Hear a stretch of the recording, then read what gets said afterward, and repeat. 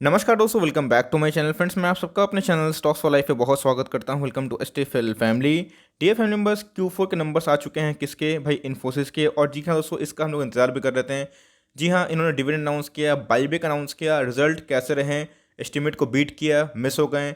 क्या टीसीएस की तरह गिरावट होगी, नहीं होगी? और डिटेल एनालिसिस करूंगा और बताने की कोशिश भी करूंगा कि इस लॉकडाउन की वजह से भी क्या इसमें लॉन्ग टर्म इम्पैक्ट पड़ेगा, क्या चल रहा है डॉलर का रेट, और इससे लॉन्ग टर्म और शॉर्ट टर्म टारगेट्स क्या होंगे। और खासकर दोस्तों को बहुत कुछ सीखने को मिलेगा, जानने को मिलेगा। वीडियो को एंड तक बने रहे। चैनल फर्स्ट टाइम होंगे, सब्सक्राइब कर सकते हैं इस तरह क्वालिटी कंटेंट को सबसे पहले एक्सेस करने के लिए। Now without dealing any for time, let's begin. तो गाइस, एक बार थोड़ा सा आउटलुक देख लेते हैं कि रिजल्ट कैसे रहे। थोड़ा सा शॉर्ट बताना जरूरी समझता हूँ। तो आप देख सकते हैं कि पहले ही आपको देखने को मिल रहा होगा 9,200 करोड़ का शेयर बाईबैक आ चुका है, जो अपने आप में ही बहुत ही अच्छी बात है। और ये बतलाता है कि कंपनी के मैनेजमेंट के पास कितना पैसा है और वो कितना बाईबैक ला सकते हैं। और आप देख सकते हैं कि जो Q4 का प्रॉफिट है वो कितने रहे हैं दोस्तों? 5078 रुपीज़ इन करोड्स। ओके, तो बहुत के पास नोटिफिकेशन आ जाता है, तो भाई जिनको जल्दीबाजी रहता है तो देख लीजिए।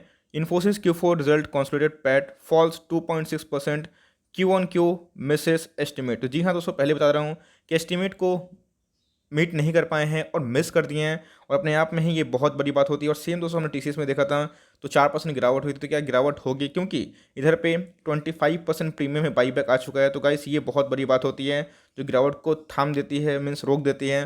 तो क्या रहे अल्टीमेट रिजल्ट? और चलिए दोस्तों, अब जाते हैं डिटेल एनालिसिस, जहाँ पे हम लोगों ने अपने से समझना है, अपने से एनालिसिस करनी है कि भाई हमें नंबर्स कैसे लगे और उसके बाद टारगेट्स क्या हो सकते हैं। तो गाइस चलिए स्क्रीन पे तो देखिए, तो ध्यान दीजिए। तो पे तो कुछ सीखने वाली आवश्यकता है, क्योंकि हम लोगों ने खुद अपना दिमाग लगाना और देखना भी है कि चलो रिजल्ट कैसे आए।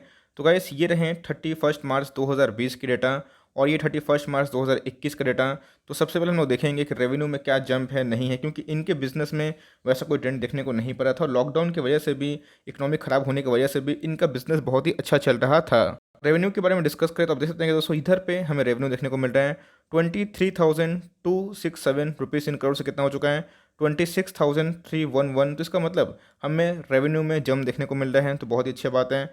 तो गाइस, उसके बाद अगर आप देखें तो रेवेन्यू अच्छा खासा जम देखने को मिल रहा है, और एट लास्ट हमें प्रॉफिट भी देखने को नहीं। उससे पहले अगर आप देखें तो इनके और भी एक्सपेंसेस होते हैं। टोटल ऑपरेटिंग एक्सपेंसेस की अगर बात की जाए तो हमें दोस्तों मोर लेस फ्लैट ही देखने को मिल रहा है। और उसके साथ साथ profit before income and taxes के बारे में डिस्कस करें तो हमें अच्छा खासा देखने को मिल रहा है। 5496 से कितना हो चुका है? 6935 रुपीज़ इन करोड़। तो अगर आप देखें दोस्तों, तो हमें एक एक्सपेंसेस में फ्लैट देखने के बाद हमें प्रॉफिट की बात की जाए, जो इनकम जो टैक्सेस है वो देखने को मिल रहा है पहले। तो वो दोस्तों हमें मतलब नहीं रखना है, हमें ये देखना है कि इनके जो नेट प्रॉफिट है वो कितने देखने को मिल रहे हैं। तो net profit after minority taxes आपके सामने दोस्तों देखने को मिल रहा है, ये देख सकते हैं इधर पे। तो हमें कितना देखने को मिल रहा है? 4321 से कितना हो चुका है? 5076 रुपीज़ इन करोड़। तो अगर आप देखें तो हमें 4321 से कितना देखने को मिल रहा है? 5076 रुपीज़ इन करोड़। गाइस, अगर आप रेवेन्यू के बारे में डिस्कस करें तो देखने देखा कि रेवेन्यू में अब था तकरीबन 23,000 करोड़ से कितना हो चुका था? 26,000 करोड़। और प्रॉफिट की बात की जाए तो अपने आप में दोस्तों ये प्रॉफिट बहुत बड़े होते हैं, और खासकर आफ्टर माइनॉरिटी इंटरेस्ट के बारे में डिस्कस करें, ये हमारा असल प्रॉफिट होता है। तो अपने आप में ही ये प्रॉफिट ठीक ठाक है। तो अगर आप ईपीएस से चेक करें तो आपको पता है कि ईपीएस चेक करना बहुत ही आसान होता है। तो अगर आप देखें तो हमें 10.19 से कितना देखने को मिल रहा है? 11.96 के लगभग दिखाई पड़ रहा है। और अगर आप डिविडेंड देखें तो जी हाँ दोस्तों, पर शेयर आपको फाइनल डिविडेंड 15 रुपये का मिल चुका है। इसका मतलब आपके पास जितना शेयर है, एक शेयर के बदले 15 मिलेगा। और इसने बताया कि बाईबैक आया है 25% प्रीमियम में, इसका भाव 1750 के लगभग हो रहा है। तो ये अपने आप में ही डबल धमाका देखने को मिल रहा है। बिकॉज अगर टीसीएस के बारे में देखें तो टीसीएस ने भी मोरलेस इतना ही डिविडेंड दिया था, लेकिन इनका जो डिविडेंड अमाउंट है काफ़ी बढ़ चुका है। पहले इन्होंने इसी क्वार्टर के एंड के लगभग हमें 9.5 का डिविडेंड दिखाया था, लेकिन अभी की बात की जाए तो 15 के लगभग है। तो आप देख सकते हैं कि प्रॉफिट में दोस्तों हमें बहुत ही आउटस्टैंडिंग उछाल देखने को मिल रही है। यस, एस्टिमेट के बारे में डिस्कस करूं तो उनका जो एस्टिमेट है वो बीट होते हुए देखने को मिल रहा है, मीन्स एस्टिमेट मिस होते हुए देखने को मिल रहा है, जो मे बी इन फ्यूचर थोड़ा सा सेंटीमेंट को ख़राब कर दें। बट दोस्तों इससे कंक्लूजन नहीं निकालना है। ऐसा मैं क्यों बोल रहा हूँ? इसके पीछे लॉजिक है, क्योंकि दोस्तों आपको एक ऐसा डेटा दिखाऊंगा जो अपने आप में इनके लिए बहुत ही बेनिफिट हो सकता है। तो नहीं, अगर आप देखें तो प्रॉफिट में हमें अच्छा खासा छलांग देखने को मिल रहा है, और रेवेन्यू में दोस्तों ठीक ठाक बढ़ता हुआ दिखाई पड़ रहा है। ओवरऑल डिविडेंड मिला है, और खासकर दोस्तों हमें इनके जो बाईबैक है वो भी अप साइड में देखने को मिल रहे हैं और बाईबैक का अमाउंट भी 9,200 रुपीज़ इन करोड़ दिखाई दे रहे हैं। तो गाइस रिजल्ट तो काफ़ी मुझे बेहतरीन दिखाई पड़ रहे हैं, लेकिन जैसे मैं बताया कि एनालिस्ट का भी एक एक्सपेक्टेशन होता है, कभी मीट होता है कभी मीट नहीं होता है। इसके पहले भी एनालिस्ट लोग बहुत एक्सपेक्टेशन करते हैं और कभी ना कभी कुछ क्वार्टर में मीट होता है तो सही बात होती है, नहीं होता तो उधर पे गिरावट की संभावना होती है, लेकिन इससे कंक्लूजन नहीं निकालना है। अगर आप देखिए लास्ट टाइम भी जहाँ पे इंडेक्स ज़्यादा गिरा था ये ज़्यादा नहीं गिरा था, क्योंकि दोस्तों बाईबैक का न्यूज़ सबको पता था कि आ सकता है और इसीलिए आप देख सकते हैं कि बहुत बड़ा मल्टी बैगर रहा है और अपने टाइम का भी बहुत बड़ा हीरो भी है। और आप देख सकते हैं कितना इनके सुंदर चार्ट पैटर्न है और Q4 के नंबर्स हो या फिर आने वाले Q1 के नंबर्स, तो गाइस आपको अच्छे से पता है इनके जो ऑपरेशन है, इनके जो फंक्शन है वो चलेंगे, इनके बिजनेस चलेंगे, तो इनके बिजनेस में कोई रुकावट नहीं होने वाली है आने वाले 3 महीना 6 महीना। तो गाइस इससे कंक्लूजन मत निकालिएगा, बिकॉज अभी जो फिर से स्लोडाउन की वजह हो सकती है, क्योंकि लॉकडाउन बहुत सारी जगह पे देखने को मिल रहा है, तो इनके कामकाज ठीक चलेंगे और इसीलिए गलती से भी बेचने की आवश्यकता नहीं है। गिरे तो आपके लिए लॉन्ग टर्म का मौका बन सकता है। ऐसा मैं क्यों बोल रहा हूँ, आपको अच्छे से पता है कि पिछले कुछ समय से जो डॉलर का रेट है दोस्तों वो फिर से स्पाइक होते हुए देखने को मिला है।